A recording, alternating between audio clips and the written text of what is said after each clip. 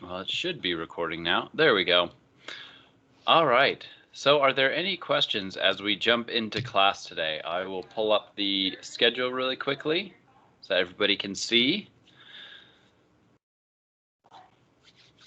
So we've got Chapter 2 Smart Book coming up this week. We'll be starting that today, Chapter 2. Sorry, Chapter 1's taking a little longer. There's a lot of stuff to cover to get like a basic understanding of the field before we really jump into a lot of the material. So hopefully today we can get our activity done pretty soon, and then we will get into Chapter 2 after that. So also another reminder is, I sent this in the email as well, but the wait list for the class ends, well, for all classes, ends this Wednesday. So that is also the last day to add classes. So if there was a class you were debating whether you should take or not, you should definitely get that done and get registered for those right now before Wednesday. All right, other than that, any questions about Chapter 1 Smart Book? I know a few students who turned it in a little bit late, but other than that, it didn't sound like there were any problems with it. So definitely let me know if you're having troubles connecting to the Smart Book, to Canvas, to Microsoft Teams, because those are the primary three softwares we're going to be using for the course. All right, if not, let's jump into the class. It looks like most of the students are all here, so let's get started with the actual material. The last thing we talked about last time were a couple different research methods. So let's just really briefly review those. So naturalistic observation, that's observations where you're in a natural kind of setting. So for humans, for college students, you might be in, say, a Starbucks or in a quad on a campus. For laboratory settings, this is when you create a setting and you oftentimes try to make it as real or as normal as possible. As an example for that, I don't think I gave this example in class, but it's really interesting. So in a research study of submarines and naval teams as well, they had a bunch of researchers brought in like the entire ship's crew that was on, say, the bridge. They had different radar screens, and it was essentially just in a classroom. So in a normal classroom, a fairly large classroom, they set it up so they had the same computers, the same devices, the same monitors, structured in the same place as on the actual ships. So it was a laboratory setting. There were researchers, there were cameras watching this lab, and they had like driven and parked and just walked into a building. So it was a laboratory setting, but it was created in a way that it was as close to the natural setting as possible. And what they found out was a lot of really good data that applied to the actual settings, like during wartime and whatnot, because the people felt that it was so real. Once they started getting into stressful simulated situations, they started getting actually really stressed. They reported completely forgetting that they were in a lab. So even though they had just arrived like an hour or so before in their car and parked and walked into this place, since the lab had been set up in such a way, they could get some close to natural observations. So you can have a whole range there for observations between completely contrived lab settings to very natural settings in nature or in an actual natural setting. Surveys, probably all of us have taken surveys, so I won't go over that anymore. Interviews can be group or one-on-one. Usually for that, you're going to get a lot more rich data, so a lot, I don't want to say deeper necessarily, because you can get some good deep data from surveys if they're done well.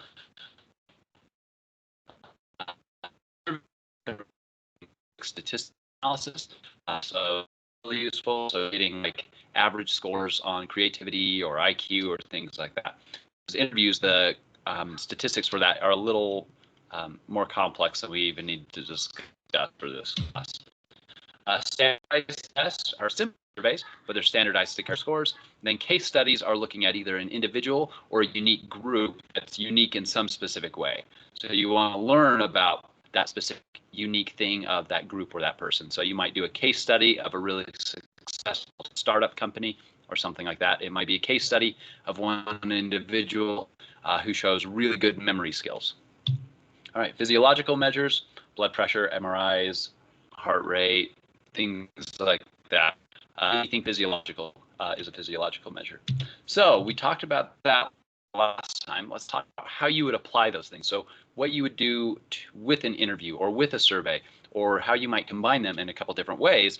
And then I'll let you, as small groups, come up with your own studies.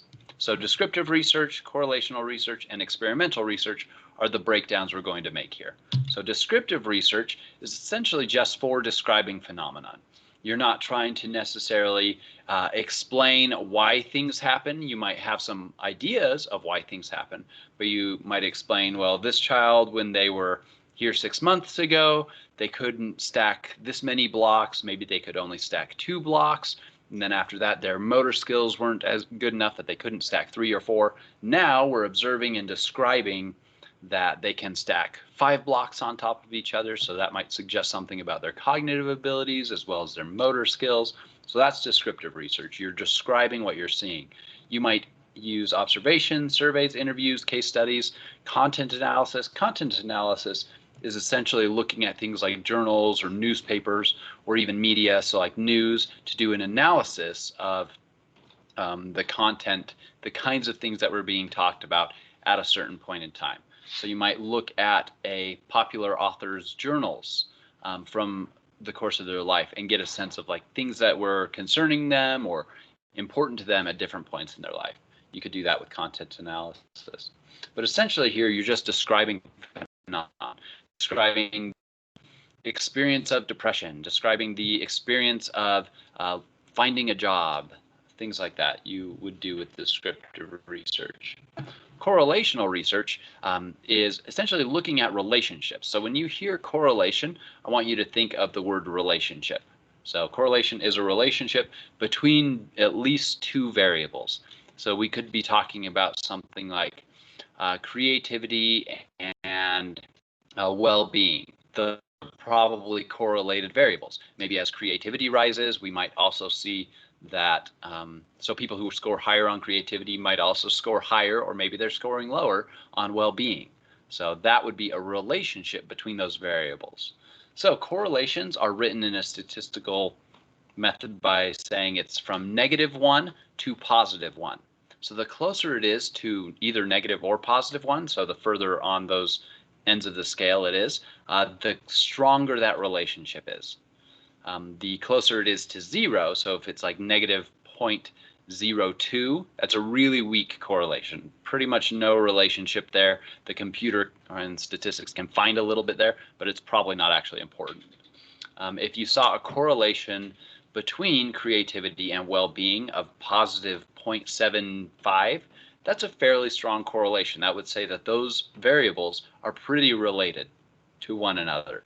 So on average, as people are more creative, you would say they are also scoring high on well-being. So as one is going up, the other is going up. That's a positive correlation. So the positive negative tells us the direction of the correlation. And I'll show some images in a minute. Maybe I should just jump to those right now. So the negative, this would be an example of a negative correlation here. Let's say there's a negative correlation between grades and time spent asleep, in class. So let's use that as a negative correlation. That's probably a causal relationship, so probably not a great example of a correlation, but you would find a correlation there as well. So again, correlation means just relationship. It's not saying that one thing is causing the other, just that they are related in some way. So in this case, we have grades on the bottom. So over here are low grades. So let's just do it by percent. Let's say this is 50%, this is 100%. And this is time spent asleep. So 10 minutes asleep in class per day versus 0 minutes asleep in class per day. Something like that. So the scale is going up and up on both of these. So for people who are sleeping lots of the day of class, we see over here, they on average are scoring closer to 50%. So that's both those variables plotted out. So this one individual They had a very low grade. They were also sleeping a lot through class. This person here was also sleeping about the same, a little more through class, because this is our sleep right here. And then they are getting a slightly higher grade. But you can see for those people who are sleeping very little in class on average, they're getting much higher scores. So you can see there's a relationship there. In this example, you might say, okay, those are related variables. One might be causing the other. And in this case, you would probably be right. But from the correlation itself, you can't know that that is a causal relationship. So we'll give a funny example in just a minute. Let's actually use this one. So again, how close it is to 1 tells us the strength of the relationship. So this might be, you can see there's kind of a wider spread here versus this one has pretty close to a line, and this one's all over the place. If you asked a computer to find you a correlation here, you probably could find one. So it might be, I mean, to me, to my eye, it looks like maybe you have a slight, like if you drew a line of best fit through here, you might have a positive correlation.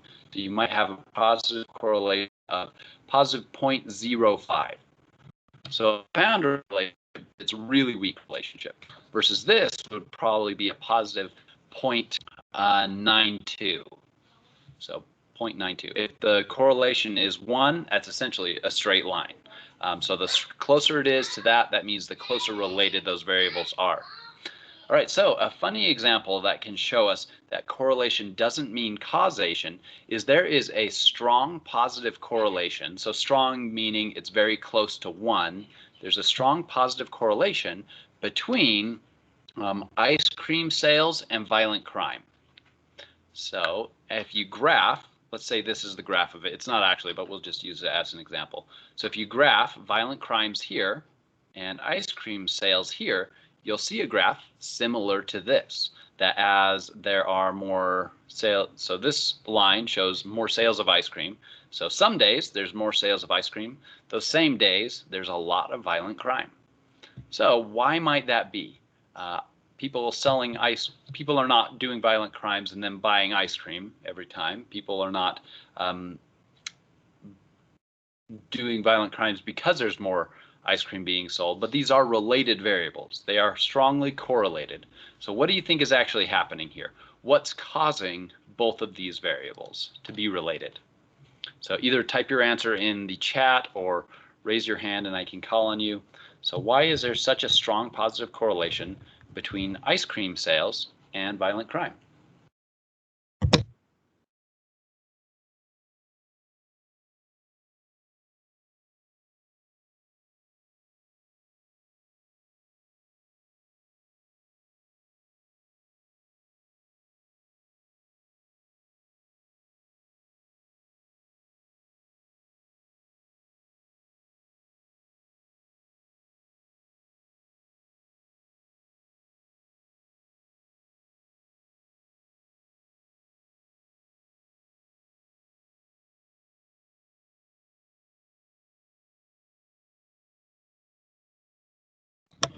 All right, we've got an answer here. So maybe both days the weather is warmer and more people are out and about. And that's actually exactly right. So the weather is actually the thing that causes both of these things. So when the weather is a lot warmer, we tend to see more violent crime. More people are out and about, more people are doing crimes when it's really hot, especially. Maybe they're getting more angry because it's hot or something like that, as well as when it's really hot, more people are buying ice cream. So today in the Salt Lake Valley where I am, it feels like 12 degrees. I don't know what the actual temperature is, but that's what I remembered that at 12 degrees. So at that temperature, you're probably not going to have very many people buying ice cream. I know I worked at a frozen custard shop as like my first job, and I always liked working in the winter because I could get long shifts and nobody came in. So maybe I was just lazy. So anyway, totally tangential. But the cause of both of these variables' relationship is something else. So there's a third variable, the weather, the heat, that is causing ice cream sales to go up or down, as well as violent crime to go up or down. So when you look at violent crime and ice cream sales, they are correlated. They're related to one another. Oh, good question. So would this example be positive or negative? The example as I described it is a positive correlation. So as more ice cream is sold, you can see it graphed here, there are also higher rates of violent crime. So again, the ice cream is not causing the violent crime is not causing the ice cream sale, but it is a positive correlation. I think the real positive correlation was something pretty high. It was like positive 0.7 something. But I haven't actually read that study for a while or reviewed it. So, but it's a pretty high correlation between those. So that would be an example of a positive correlation. As one of the variables is going up, the other variable is also going up. Versus this is a negative correlation. As time spent asleep goes up, grades are, I mean, saying going down sounds causal, sounds like one's causing the other. So it's probably not the proper language to use. It might be confusing. So the grades are lower. For one variable is low when the other variable is high. You'll have a negative correlation.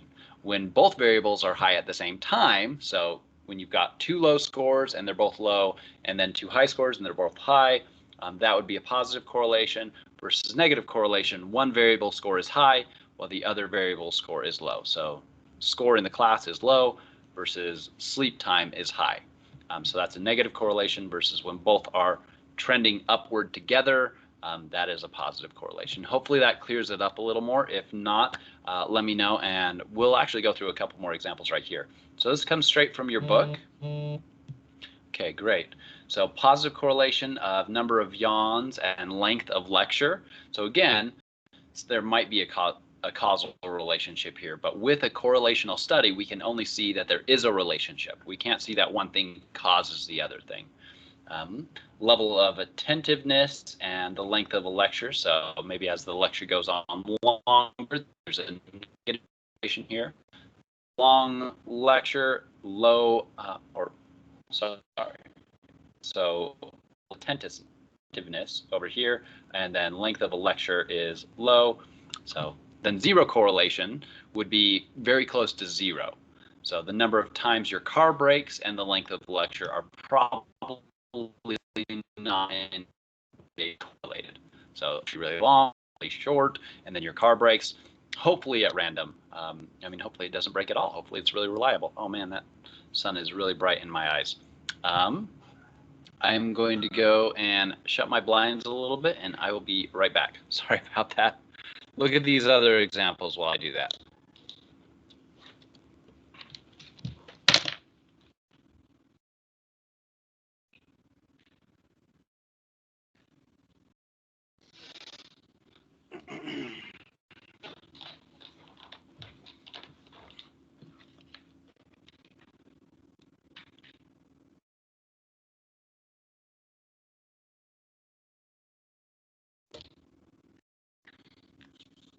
All right, I'm back, and now I can actually see the screen again, so that's good.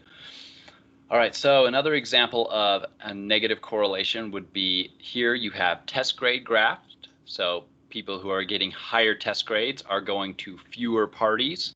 People who are going to more parties are getting a lower test grade. So that's a negative correlation. So again, each of these looks like it's about the same strength. So there's about the same width or spread of data around that line of best fit. So from the direction of the line, you can see positive, positive, negative, negative. So the direction of the line tells us if it's positive or negative, and the spread tells us how strong it is. So this is a really weak correlation because the spread is all over. This is a fairly strong negative correlation because it's kind of clustered together, kind of like a football shape. The closer it is to a straight line, like our example here, the stronger the correlation. So closer to positive or negative 1. This would be pretty close to positive 1, probably a positive 0.92, versus this is probably a little bit weaker, so negative 0.72. I'm kind of just making the numbers up based on about what they look like. So hopefully that is helpful though. All right, so, well, that's the example that we just talked about And the main point of that example is that correlation does not mean that one variable is causing another variable. So the ice cream sales does not cause the violent crime does not cause the ice cream sales. So again, this is with correlational research. You can see relationships between variables. You can learn, is there a relationship between depression and creativity? Is there a relationship between multiple variables? So you could look at depression, creativity, years in school. You could look at gender as another variable. It doesn't work so well with correlational research because it's best to do correlations with things that have usually when we look at gender in studies, it's categorical. So you're this gender, this gender, this gender, this gender, versus creativity, you might be high on creativity or low on creativity. So you still can use it as a variable in correlational studies, but it's better to use things that have like from a 0 to 100 kind of scale. So creativity is at level 0 to 100. Depression is at level 0 to 100. Well-being is from 0 to 100, that kind of thing. So surveys are really useful at getting that data pretty quickly. You rate yourself on a scale of your well-being or your creativity, and so then you do correlational research with that. So oftentimes surveys are used here. Experimental research, on the other hand, is the one kind of research where you can for sure see a cause. So some of these correlation examples, we might think, well, there might be a causal relationship here. Maybe the attentiveness and the length of lecture, maybe the lecture length causes the attentiveness. So, but maybe not. With an experiment, you can actually test and see, is this variable causing this other variable? And so that's another thing that scientists want to do. Depending on your study, you might just want to do descriptive research, just describing phenomenon. And then if you've described it, you might think there's a relationship between a couple variables. Then you do some correlational research. And then you say, okay, I think now A causes B. And then you test it with an experiment. So that's not always the way studies go. You might start with a descriptive study and then jump straight to experimental. You might find something really interesting in an experimental study and then go back to do descriptive research. It's not necessarily a linear process like that, but oftentimes it is. So experimental research can determine cause. You need at least 2 variables to do an experiment, and you manipulate at least 1 variable. For our examples right here, we're going to use just 1 variable as a manipulation, and then try to see if that change, how you've manipulated it, changes the outcome. So this is our experiment that we'll use as an example. We're going to see if, let's say, taking a test in a noisy environment versus a quiet environment causes scores to be up or down. So let's say we can take all the psych students. Well, let's say a standardized test, so something that every high school student will do. So let's say, I don't know, I'm sure there are some, I can't think of them right now. They've all left my head because I know the SAT and whatnot are those ones standard? Anyway, some sort of test that every single student in a high school is going to do. You take half of those students and you put them in a room that's noisy, maybe you have a band playing, to take the test. So then you would see all of their scores and you would be able to compare it to the other half of the students that were in a quiet room when they were taking the test. And you can compare on average, so averaging all the noisy group scores together and compare the average of all of this scores together and see, okay, on average, did this group do better or did this group do better on the test? Maybe you would find that the noisy music, maybe a brass band, leads this group to score lower on average.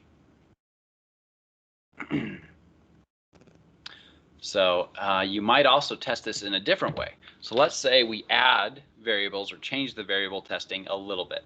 So rather than using brass band, quiet room, we have a brass band, a quiet room, and a room with like soft music. So instrumental or like synth music that doesn't have any lyrics, that isn't very loud. So we could have 3 experimental groups then. We have the loud brass band music, we have the synth music or like the quiet music, and then the quiet room.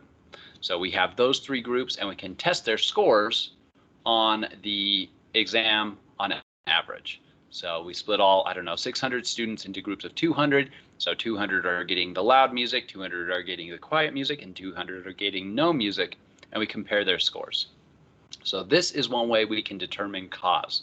And it's really the only way we can for sure determine that the music is causing a change. So if we see the group with the quiet music does the best on average, we would probably say, hey, the quiet music is the best.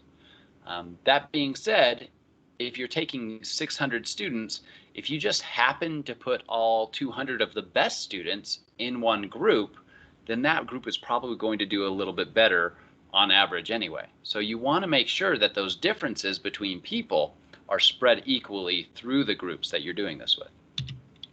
So as we're talking about this, there's a couple different terms that we use throughout the course that you should know. One is independent variable, and this is the variable that the experimenter manipulates. So you as the researcher, you are manipulating the sound. So you're manipulating the noise level, so maybe different volumes. You're manipulating the music. You have one group with no music, one group with quiet music, and one group with a brass band. So you're manipulating the independent variable of music. The dependent variable, you can think of this as the final measured variable. So the thing in the end that you want to see if the IV changes. So independent variable for short is IV, dependent variable for short is DV. So the DV, the dependent variable in this case, is the score. So does their test score actually change? So did the group in the quiet room do better, or did the group with the brass band do better? The dependent variable there is the test score. So independent variable, it's the one you change or manipulate. The dependent variable is the one you're trying to see if your manipulation shifts it or moves it. You don't actually purposely, intentionally manipulate the DV. You're wondering if your IV or IVs are affecting your DV. You can have multiple independent variables. You can have multiple dependent variables. You have just a little more complex study if you do that, either one of those. So we're going to keep it simple though and have just the simple example.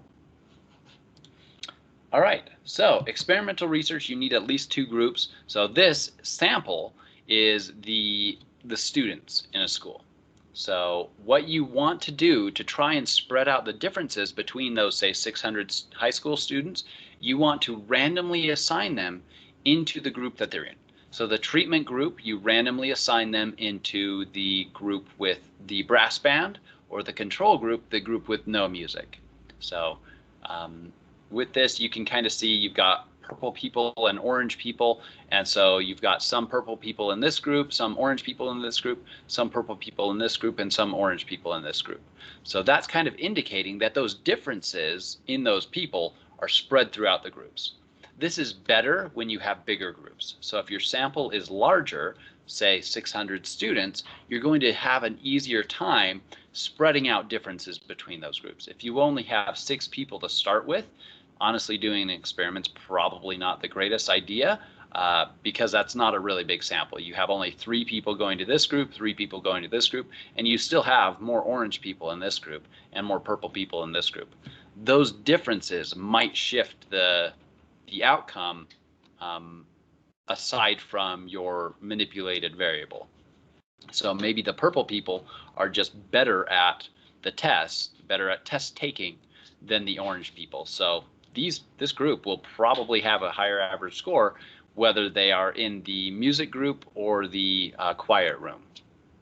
So with that, you want your sample to be bigger and you want to randomize it. So for all 600 students, you want each student to have an equal chance of getting into the music group or the group with the quiet room. So essentially, you can think of this as flipping a coin. For each person, their name comes up on the screen, or they come up in a line. You flip a coin and you say, okay, you're in this group or this group. So that's what randomization is. And the bigger the group and the better the randomization, or if you're doing randomization accurately, you can reasonably assume, if your group is large enough, that all individual differences are spread throughout the groups. So if we take that example of the 600 high school students, there's probably some students that are male, female, or other genders. Those are probably spread out. Those differences of gender are probably spread out pretty evenly between the two groups if you've randomly assigned them. ethnicities. So in the population, let's break it down to three ethnicities. Let's say there's ethnicity 1, 2, and 3. There's going to be more, obviously. But if you're randomly assigning, you should have about equal numbers of ethnicity 1 in group 1 and that same number in group 2. That's the idea, is that you're spreading all those individual differences that might possibly affect things. For this example, maybe students who are just better test takers, you want them evenly split with students who are poor test takers. So then you can better know that it is your manipulation that has changed things. So when you're manipulating the music, you want to make sure that it's the music that's making the change. That's an aspect of experiments called validity. If you didn't randomly assign well, or if you only had a group of 6 people, you probably don't have a very valid experiment. You can't be sure that your manipulation made a change. It might be something else within the groups, so that you just happen to have all of the better test takers in one group versus the other group. All right, so kind of a long explanation, maybe more than you need for the lifespan class versus a research methods class. But it is important as we go on to talk about findings from experiments as well as findings from correlational studies. So these are really important for lifespan. These are time span research designs. So designs of studies to help us see how people change over time. So one is longitudinal, one is cross-sectional, and then there's another one. So cross-sectional is when you take people of different ages at one point in time. So today, I would maybe go out and study 5-year-olds, 10-year-olds, 15-year-olds. So I would get a group today of 5-year-olds, a group of 10-year-olds, and a group of 15-year-olds, and I would measure them on, let's say, creativity. I don't know why I'm on creativity. It's an easy variable to remember right now. So we measured them on their creativity and their memory skills and their cognitive processing speed. So we measure those 3 variables, and we can then see, okay, so the 10-year-olds and 5-year-olds, they have about the same creativity score, and then it seems like the 15-year-olds have a lower creativity score. That might suggest to us that as you age closer to 15, maybe your creativity goes down. So that's one way we can do a study to try and figure out what happens over time, is look at different groups. So there is a problem with that. Maybe those 15-year-olds went through some kind of historical event that the 5-year-olds didn't, right? So people in middle school right now didn't go through 1st or 2nd grade during the coronavirus pandemic, right? So their schooling in those couple grades was different than the students who are going through now. That's a history effect. It's going to affect studies and findings that we find in the future. So when you do a study like this, these groups experience different things in their lifetimes. So that can affect those findings. So the better, or kind of gold standard for developmental studies, is longitudinal designs. This is when you follow individuals over a long period of time. So you can think of longitudinal as long. So you take a group of 5-year-olds, you measure them today, then you measure them again in 5 years when they're 10, and 5 more years when they're 15. So you track their creativity, their memory, their cognitive processing speed. For those individuals, you track that over time. And then you can see a lot better, well, how did things change over time in these individuals? So again, you do need a big group to be able to generalize. You need enough genders and ethnicities and those kinds of things and socioeconomic statuses to be able to generalize to other people than just this group that you're following. But if you've done that, you get a really good sense of how things change for people over time. So as an example, this graph actually comes from a cognitive ability study of adults. So tracking, a longitudinal tracking of the same individuals from the time they were 25, they measured them again at 32, 39, 46, all the way up till when they were 88. And they might have actually followed up again for more participants since then. I should go double check and see if there is another wave of this. But anyway, these are the cognitive abilities that they were testing: inductive reasoning, spatial orientations, perceptual speed, verbal ability. And as you can see, most of these stay really consistent throughout adulthood. It's not till you get into your 80s that these really start dropping off dramatically. And what we saw as well from this study was that those individuals who were doing specific cognitive training, they didn't lose these abilities. So those individuals who are still keeping active, going to work or doing hobbies, seeing people, and their cognitive abilities stayed high. So what we learned from that is that as long as you're using your cognitive abilities and there's not some kind of disabilities, so like Alzheimer's or something, that people can keep their cognitive faculties for essentially their entire lifetime is one thing that we learned from this and other studies that replicated this finding. Whereas before, the general idea was that once you get to even close to 60, things really start dropping off dramatically. And this little drop right here, that's essentially not statistically significant. It's not till you see a drop over here that's something that you as an observer or as the individual could really sense a difference in that. So that's what a longitudinal study is. You follow the same group over time. That has its own troubles because you have to keep in contact with these people from the time they're 25 to 88. I mean, from the time I was 25, I've already moved my house 3 or 4 times since then. So if I was in this study, the researchers would have to keep up with me, find my new address. I would have to send it to them.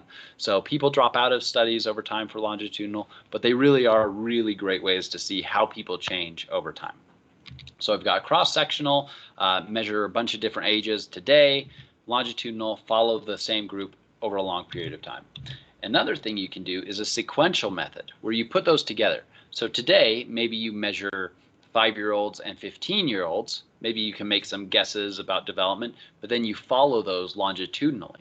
So this is really nice because those 5-year-olds and 15-year-olds, if you measure them each for you come back another 5 years, you can kind of overlap the data and get a data set from 5 all the way to even say like 30 and have some overlapping data. That's nice for publication because academic departments essentially, when you're doing research, they're like, you need to get this papers out or you're going to be in trouble and might get fired kind of thing. So doing a longitudinal study, even if it's a really good study, takes more time, takes more money, harder to get funding for that, and harder to get publications out really quickly. So doing something like cross-sectional or sequential is sometimes easier to do because of the system that we work in. All right. So that is the designs that I wanted to talk about. We've talked about descriptive research, correlational research, experimental research, and longitudinal research. Depending on what you're doing, any or more than one of these is probably beneficial to answer your question. So we are now going to do a small group activity. I'm going to remind you how to get to your small groups. So here is the Teams window. If you click here on Teams, you can see these small groups areas. So what you would need to do is essentially figure out, well, remember what your last name is, and then jump into whichever group your last name fits under. So that should hopefully kind of spread us all out into equal teams, and we'll do this activity. So you'll just go click on that. If you're the first one there, start a video meeting, basically just through this little meet icon. And you can start a meeting in that group. You can have 2 meetings open at once if you're active in a meeting in this group, and then you click back here on the main Teams icon. You can click back into the general meeting this way.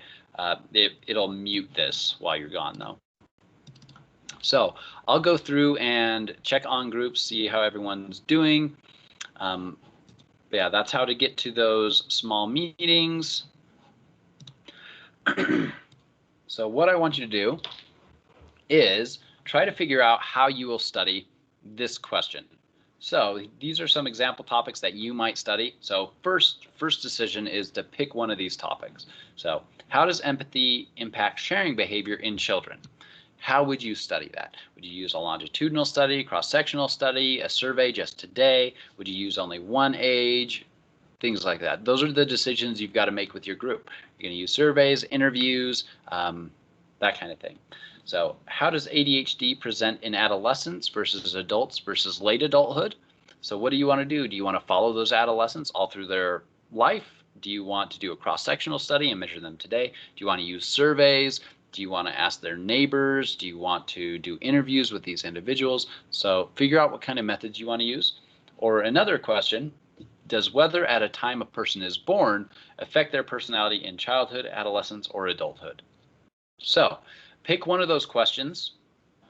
So we've got question 1, how does empathy impact sharing behavior in children? Question 2, how does ADHD present in adolescents, adults, and late adults? And then does weather affect personality throughout your lifetime? So the weather at the time you're born affect your personality. So assume that you have infinite resources. You can do whatever, however complex of a study you want. So how many, you can do 1 billion surveys if you want, or you can interview every single person in the world, which obviously would not actually be possible. But let's pretend you can do anything that you want within the study. Money is no object. First, with your group, pick which one of these you're going to do, and then how are you going to study that? How are you going to get some good data to let you know the answer to that question? So with that, questions on how to do this? So you'll jump into your small team. You'll choose which of these 3 questions, and then you'll make a study, and then we'll come back at like 9:25. Is that? Yeah, that might be too long, honestly. Oh, it looks like we've got a hand. You go for it. Can you please explain again how the group works? I didn't get that. Yeah, definitely. So essentially your groups are based on your last name. Okay. So your last name starts with a B. So you'll click over on Teams and you'll see, as well as our general class meeting, there's also this one for classroom group activity for last names A through E. So you specifically will click on this one and join a meeting in that group or create a meeting. It looks like there's already one going. It looks like there's a couple people in it. So that'll be your group room. And then people whose last name starts F through L will be in this room, M through P, this room, Q through Z will be in this room. And so with that group, then you'll decide which question you're going to do and then create a study. Does that help?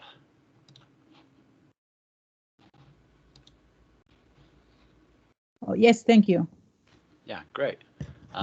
Any other questions? Feel free to ask here. As you jump into those groups, I'll be quiet unless there's a question, though, so you can get started with this.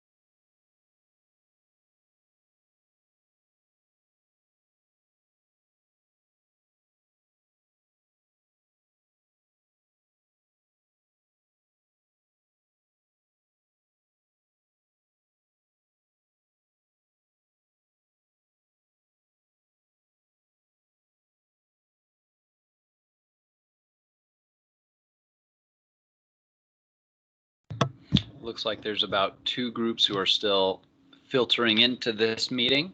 So let's wait for those 2 groups to get back, and then we will see what people decided for their studies.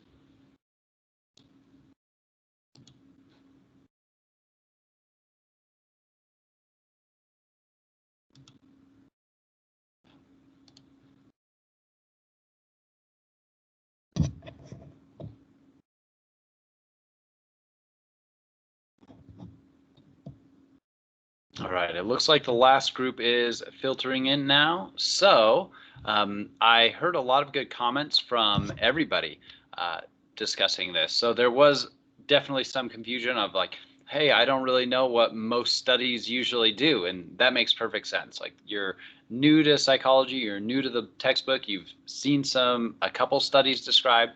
But yeah, this is a new thing to all of you. So it was kind of throwing you in and saying, hey, you have unlimited access to people and methods to study. Come up with a study. So it was kind of a difficult question, but there was a lot of freedom, and I think there was a lot of good ideas that came out of it. So I talked with Andrew about sharing what their group came up with. So would you be willing to do that now? Yeah, of course. Thanks. So we were with 4, and we honed in on the second question, which is how does ADHD present in adolescents versus adults versus late adulthood? So kind of following that lifespan. The research study would be longitudinal, at least in its core design. I think tracking the same individuals over time to see how they've dealt with it from childhood through adulthood and so on would be the best way to tackle it. And then within the research, there could be several groups that we identified. For example, those who have been diagnosed with ADHD actually have seen a provider and have a clinical diagnosis. Then there could be a group of those that are diagnosed and are receiving treatment. For example, the medications they use, if they take Ritalin or Adderall. And then you could even break that down further to the type of medication, the amphetamine versus the what is it called, methylphenidate, I believe.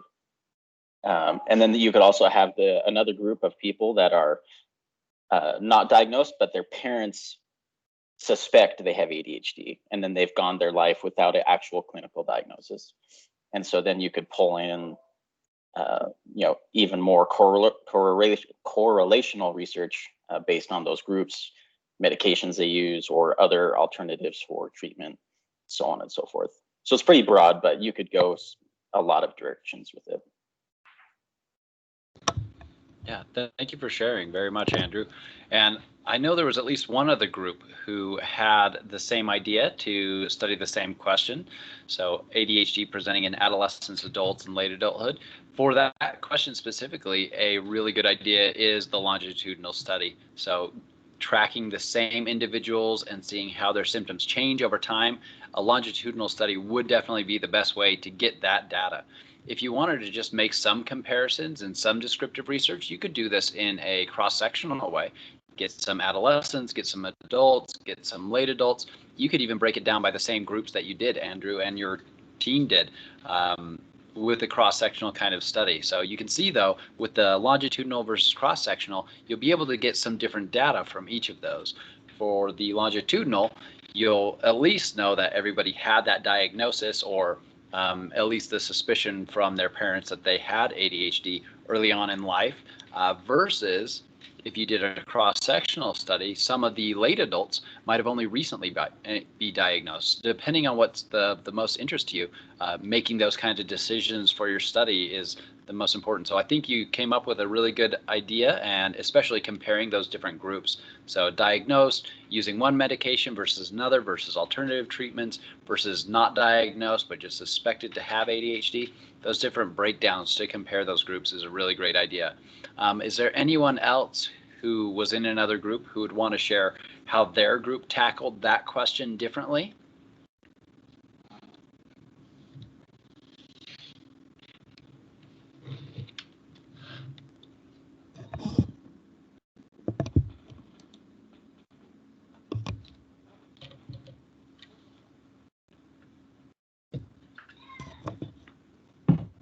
If not, that is all right. That's why I tried to get at least one group with a volunteer.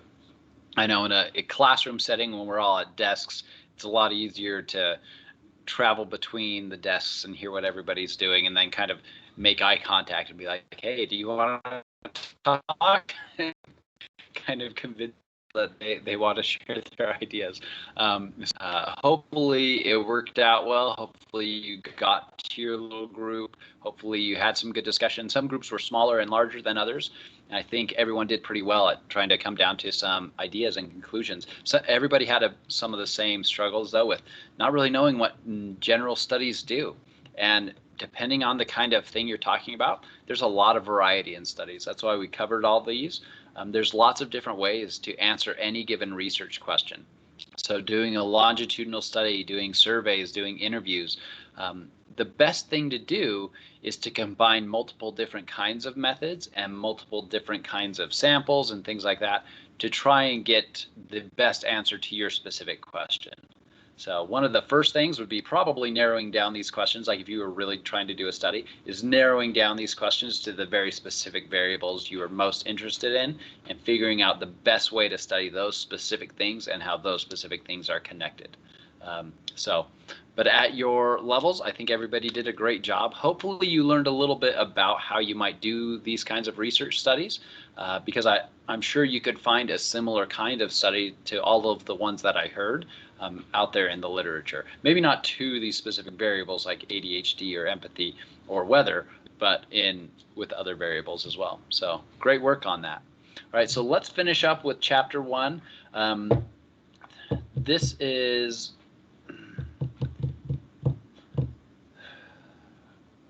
I think this is longer than I want to go into for ethical research guidelines. But it is really interesting and a good place to start when we're talking about ethical research, because I mean, it's not just psychology. Medicine has had a problem with ethical research at the beginning as well. But let's watch this video, and because we haven't watched a video together as a class yet, so let's make sure it works well and everybody can hear and those kinds of things. But I don't think we're going to watch this whole thing. We'll watch a couple of the examples and then jump back together as a group. So you should be able to hear the video with no problem as I play it. Let me know in about 30 seconds if you cannot, though. If you can't hear the video, if there's lots of jittering or jumping of the video, those kinds of things, so that I can fix that for next time.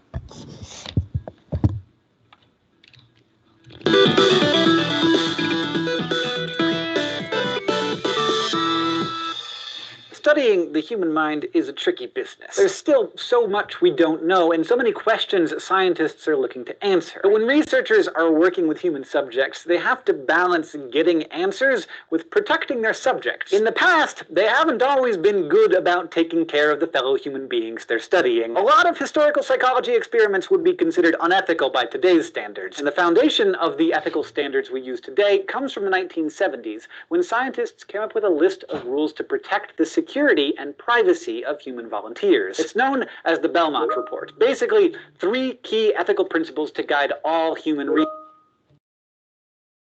Oh, yep, I was not sharing the screen. Sorry about that.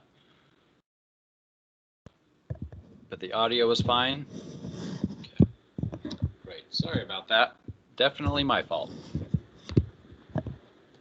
Research. The first point is called respect for persons, and it means that subjects have to give informed consent. Anyone who participates in human research, including psychological research, needs to know the risks and benefits of the experiment before signing up. The second ethical principle is called beneficence, and it basically means that researchers should try not to have any negative impact on the well-being of the people who participate in their studies. Basically, do no harm. The final point, justice, involves making sure that subjects aren't exploited. Researchers should also make sure that the burdens of the study and the benefits of the results are distributed fairly. In early research studies, for example, the subjects would often be poor, while wealthier patients would benefit from the results of the experiment. And that's not okay. These rules apply to human research in all fields, including psychology. But the code of conduct hasn't always been so clearly defined, and before it was, there were a lot of questionable studies being done. In the year 1920, a psychologist named John Watson wanted to show that humans can be classically conditioned,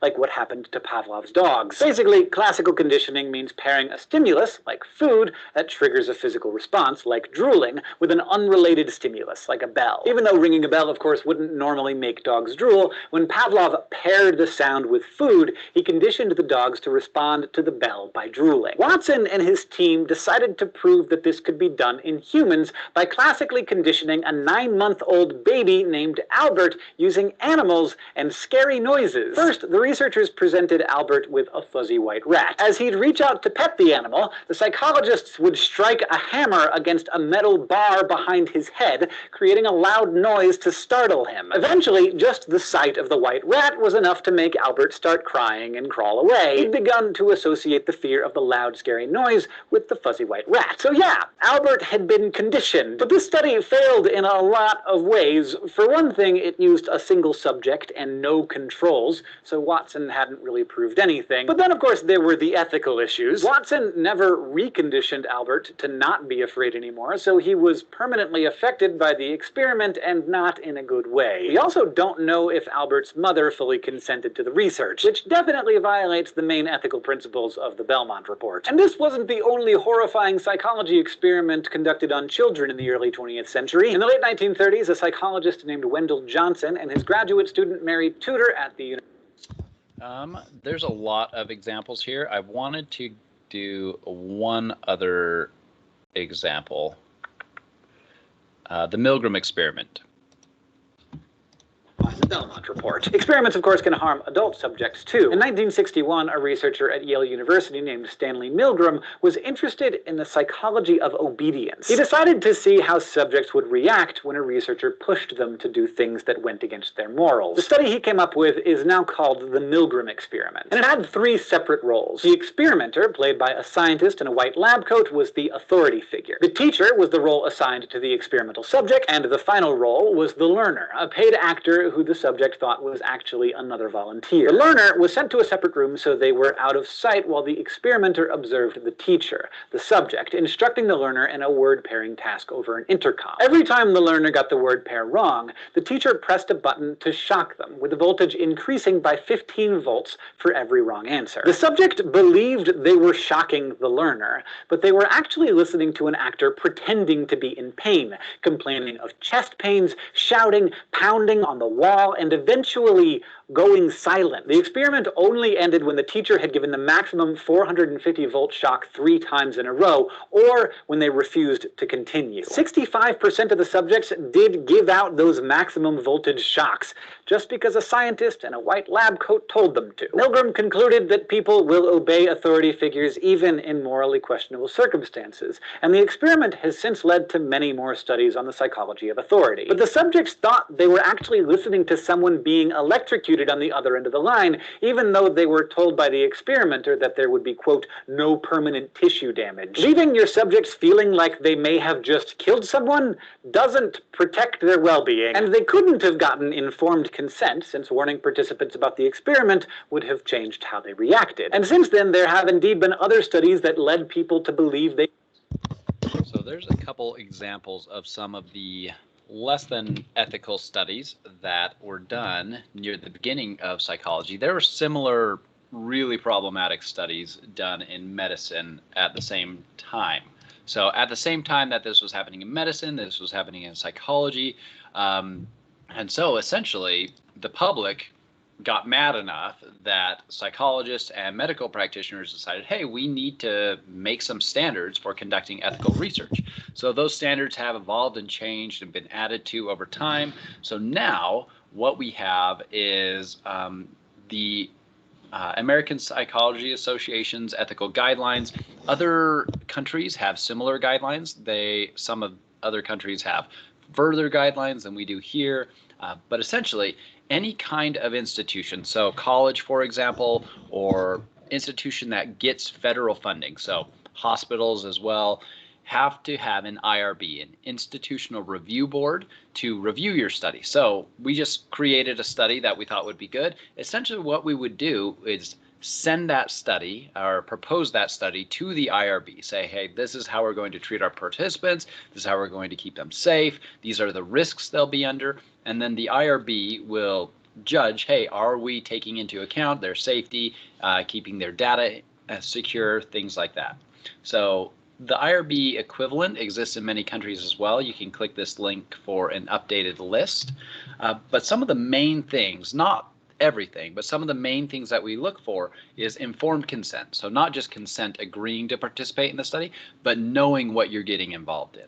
So some studies you might have to trick a participant a little bit, like that Milgram study. If you wanted to do something like that now, you could do some kind of deception, but it's going to have to be told to them afterwards what happened or what they were actually doing. And then also making sure that they were safe and well and can use their data. You probably wouldn't do the whole Milgram experiment, just you can still be a little deceptive, but it's hard to get that through IRB. So informed consent, people need to know what they're consenting to, that they know they're doing a survey, it's going to take this long, they'll be answering questions regarding these kinds of things. Those are the kinds of things that are often in my informed consent forms.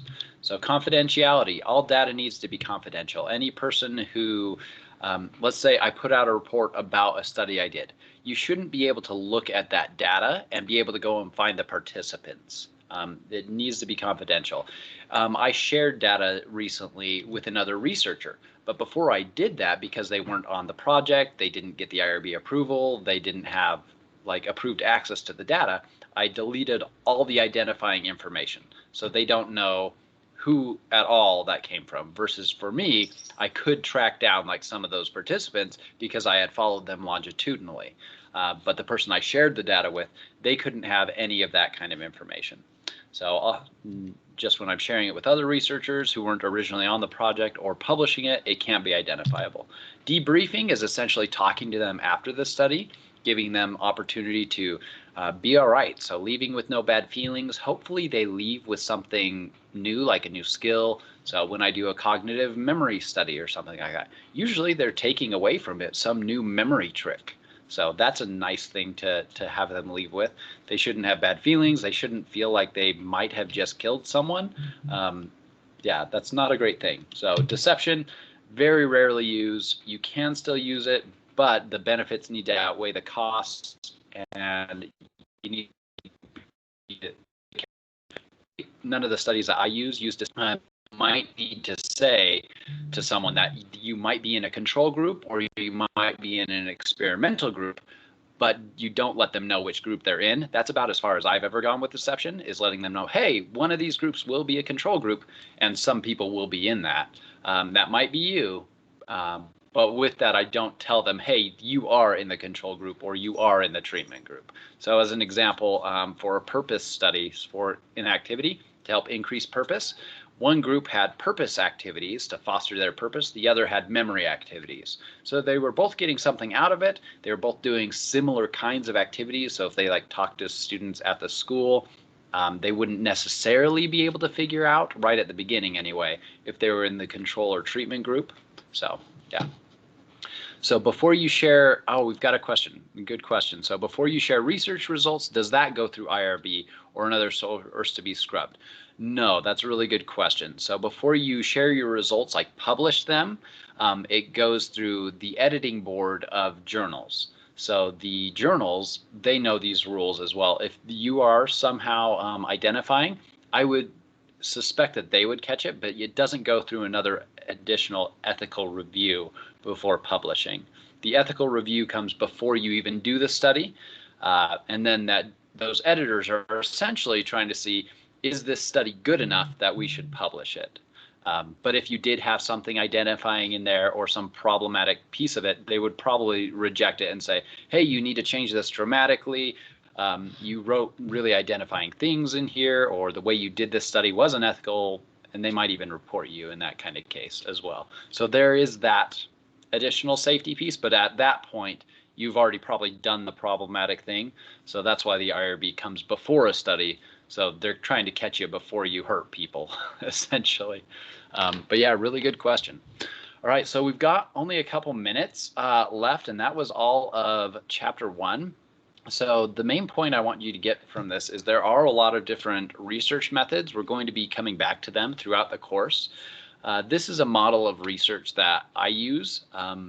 So you've got some socially significant problem, whether that be ADHD, poverty, people with a lack of purpose in life, something like that. And then you do research to solve that problem. That means getting out in the real world, collaborating with communities and people working on that problem, using the theories that you have and the research methods at your disposal to try and solve this problem in the real world with people working on it. So what solutions are they doing? Should we evaluate them and see if they're the best solution? And then once we find an answer, we send that to do more evaluation, send it to policy creators, send it back to research journals. And then hopefully through that cycle, we can eventually solve these kinds of problems. So that's what applied research is all about. And I know we've now had 3 class periods over chapter 1, but it is really kind of core basic stuff to get to before we jump into things like prenatal development. So next time we'll talk about the evolutionary perspective, epigenetics, and prenatal development. And do make sure you've read chapter 2 before class, so you'll be able to be involved in that, and especially since on Thursday that is when chapter 2 is due. So any questions before the end of today? All right, well, if so, put them in the chat, email me, let me know if you're having trouble connecting to the class, connecting to the Connect Smart Book, things like that. And yeah, hopefully everything went well today with that connecting. I do see a question from you. Go for it. And I will stop the recording now, actually, too.